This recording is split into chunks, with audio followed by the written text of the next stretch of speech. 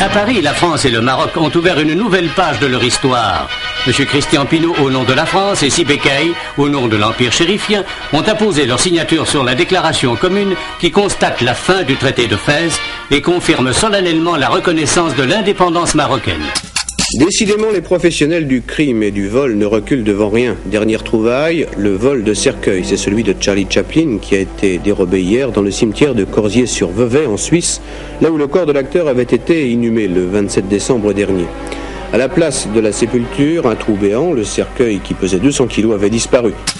Dans la salle du trône du palais de Riyad à Rabat, le jeune roi Hassan II, porté à la souveraineté par la mort de son père Mohamed V, a adressé à la nation son premier message dans lequel il s'affirme le continuateur de la politique de son prédécesseur.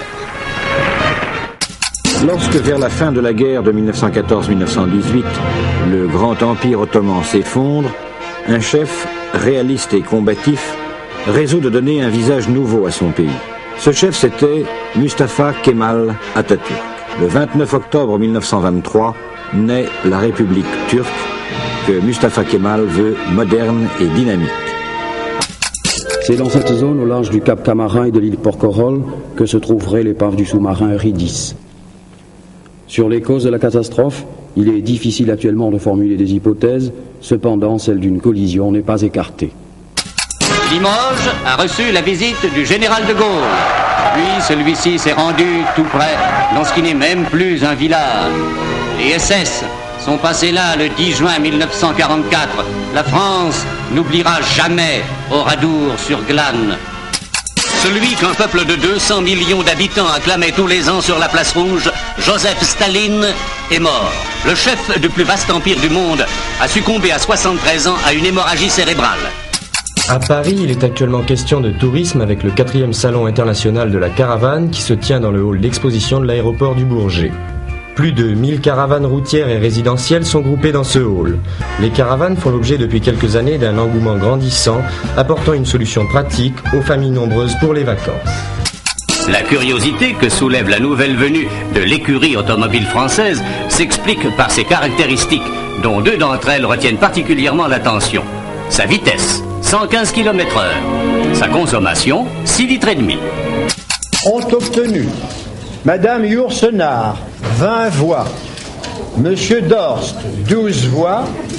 Bulletin marqué d'une croix, 3. Et bulletin blanc, 1. Par conséquent, Madame Yourcenar succédera à Roger Caillois. Plusieurs centaines de manifestants noirs entreprenaient une marche pacifique en direction de la capitale de l'État, Montgomery, pour protester contre les difficultés multiples qu'ils rencontrent dans leur État pour exercer leur droit de vote. Cette manifestation était interdite. Les policiers de Selma ont exécuté leurs consignes à coups de matraques et de grenades lacrymogènes sous les encouragements constants de nombreux blancs de la ville, témoins de cette scène. Entre la colline de Bougie que domine l'hôtel suisse des Horizons Bleus et Évian, le ballet des hélicoptères a repris. Chaque jour, les journalistes en ont vu descendre 3 par 3 les délégués du GPRA. Une conviction, l'heure du cessez-le-feu approchait. Mais une conviction seulement.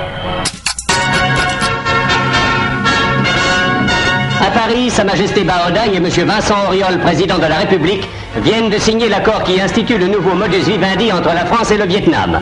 Cet accord règle dans le même temps les rapports diplomatiques, militaires et financiers des 2 nations. Un pas décisif vers le retour à la paix en Indochine. Guidé par M. Decelles, président du conseil d'administration de l'aéroport de Paris, le Premier ministre empruntait les tapis roulants de la nouvelle aérogare. C'est le 13 mars prochain que l'aérodrome Charles de Gaulle sera effectivement ouvert au trafic et en 1985, il pourra recevoir 40 millions de voyageurs. On ne construira plus d'autres aéroports autour de Paris. Roissy et Orly couvriront les besoins jusqu'en l'an 2000.